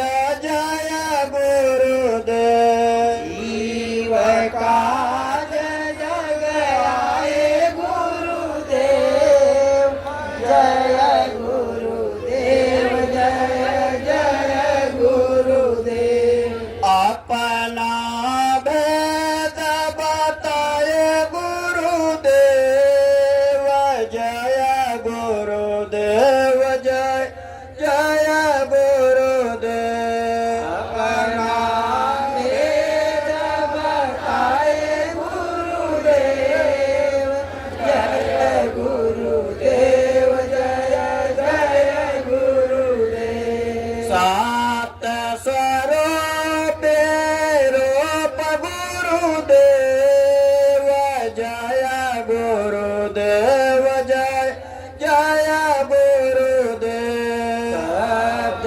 स्वरूपी रूप गुरुदेव जय गुरुदेव जय जय गुरुदेव अलखय रूप रूप गुरुदेव जय गुरुदेव जय जय गुरुदेव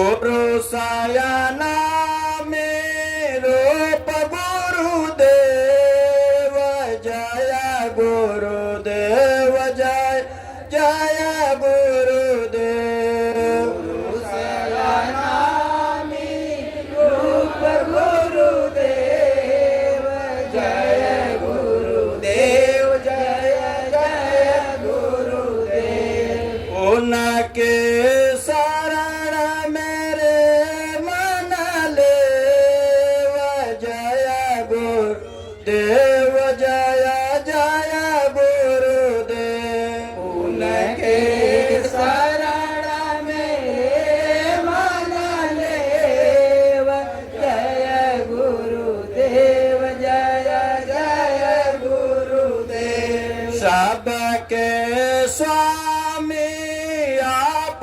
गुरुदेव जय गुरुदेव जय जय गुरुदेव सबके स्वामी आप गुरुदेव जय गुरुदेव जय जय गुरुदेव सबके मालिक आप गुरुदेव जय गुरुदेव जय जय गुरुदेव सबके मालिक आप गुरुदेव जय गुरुदेव जय जय गुरुदेव सबके दाता आप गुरुदेव जय गुरुदेव जय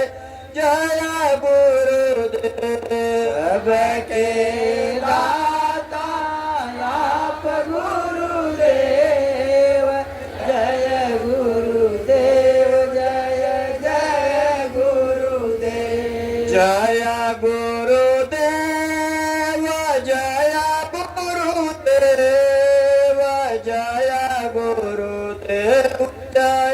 जय गुरुदेव जय गुरुदेव जय गुरुदेव जय गुरुदेव जय जय गुरुदेव कोटि कोटि करु वंदना अरब खरब प्रणाम चरण कमल बिसरू नहीं जय गुरुदेव चरण कमल बिसरू नहीं जय गुरुदेव जय गुरुदेव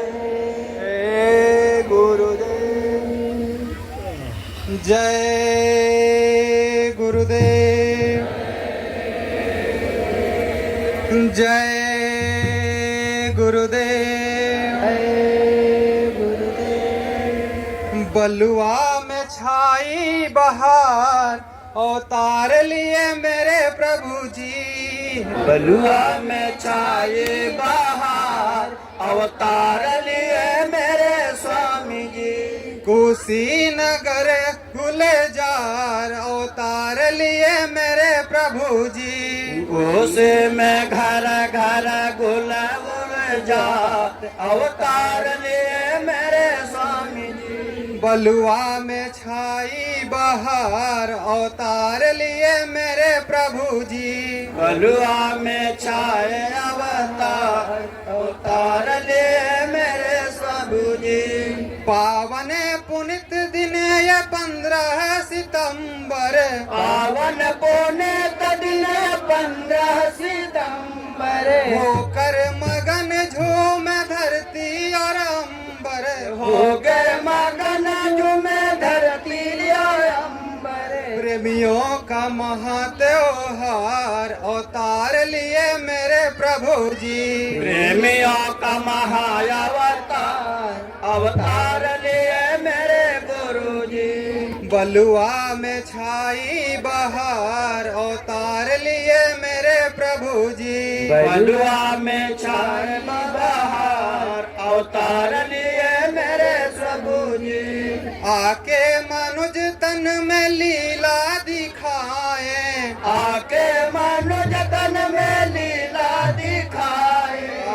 पूर्व इतिहास कली में रचाए, अभूतपूर्व इतिहास कली में रचाए, तीनों ही युगों का सार अवतार लिए मेरे प्रभु जी। तीनों ही युगों का सार अवतार लिए मेरे प्रभु जी।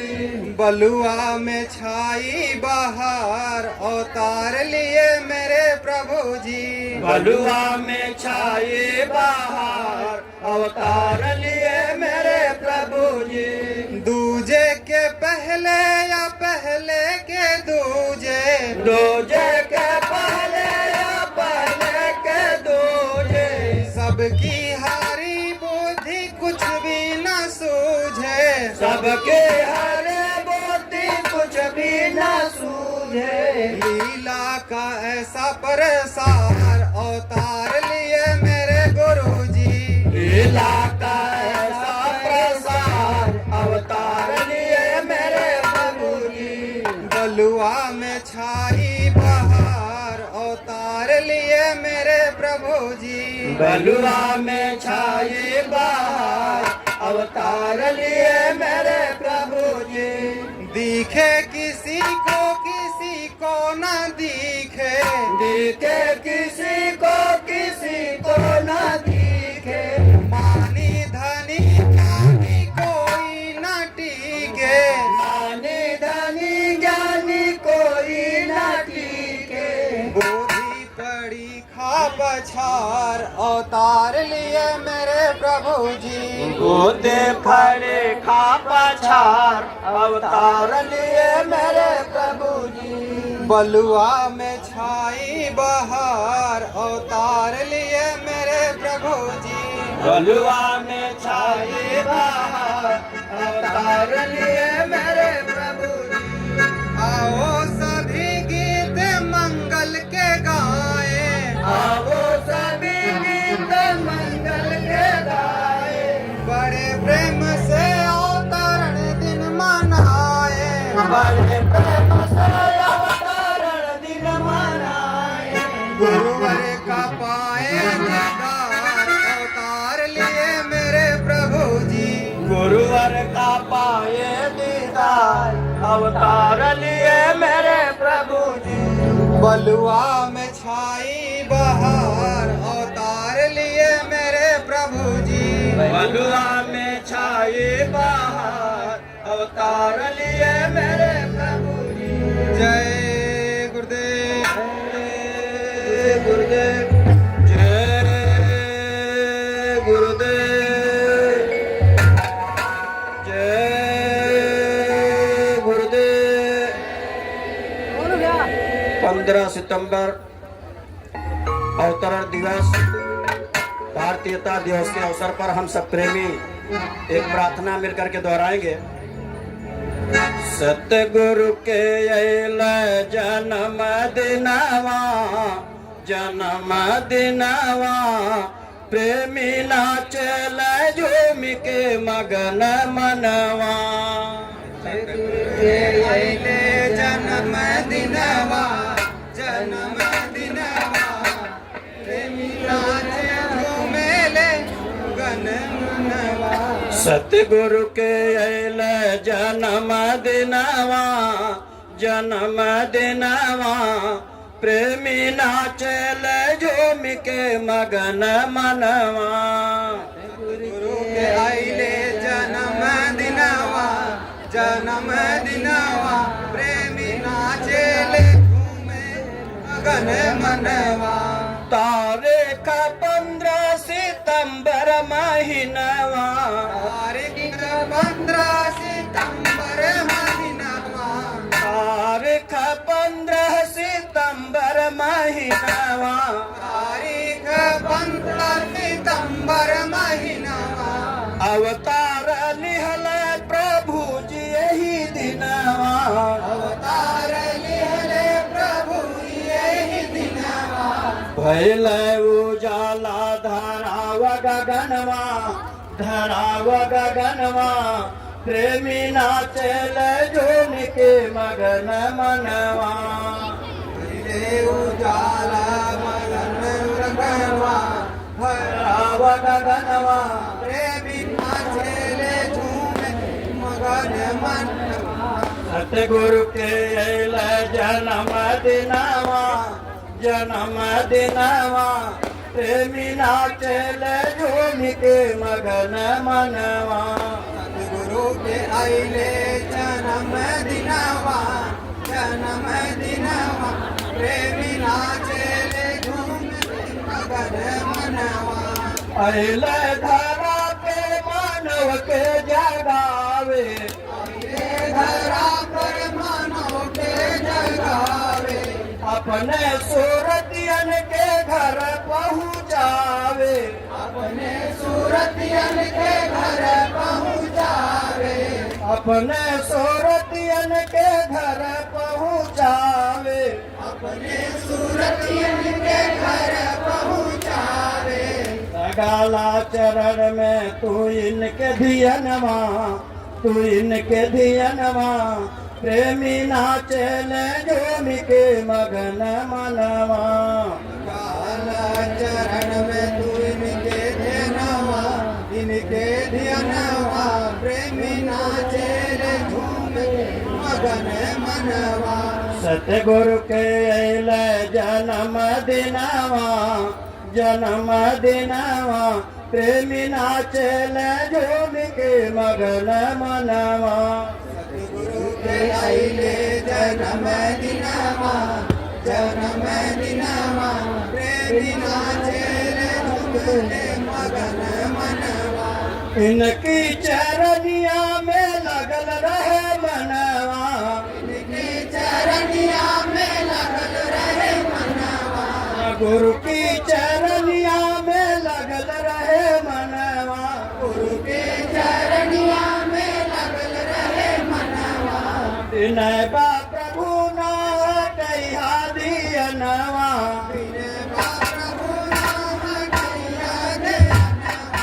सेवा में तोहरे लगल रहे तनवा लगल रहे तनवा प्रेमी नाचल झूम के मगन मनवा सेवा में लगल रहे तनवा लागल रहे तनवा प्रेमी नाचेले झूम के मगन मनवा जय गुरुदेव नाम आके दिहल जगाई जय गुरुदेव नाम आके दिहले जगाई जय गुरुदेव नाम आके दिहल जगाई जय गुरुदेव नाम आके दिहले जगाई प्रभु के ही नाम बाट दिहल बताई नाम बाट दिहले बताई प्रभु के मिलन के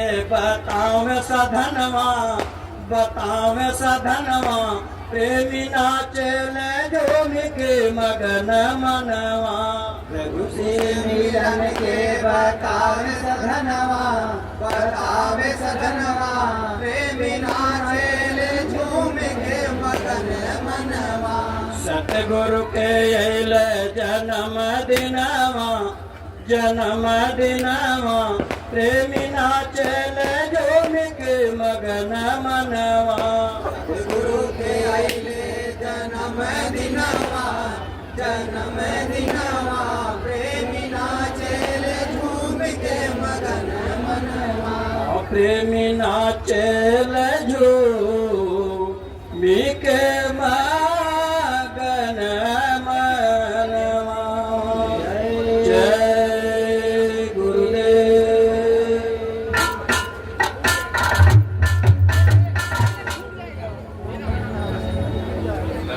गिरा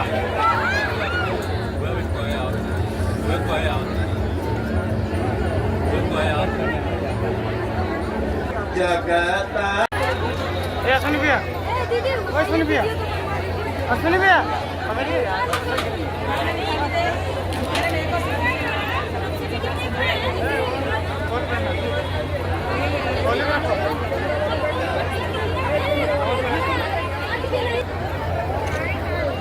सभी लोग बैठ जाओ, बैठ जाओ आप लोग। बड़ी शांति के साथ सत्संग वचनों को सुनो। आज की जब जब हो ये धर्म की हानि और बाढ़ आंसू रे अधम अभिमानी कि तब तब प्रभु धरि मनु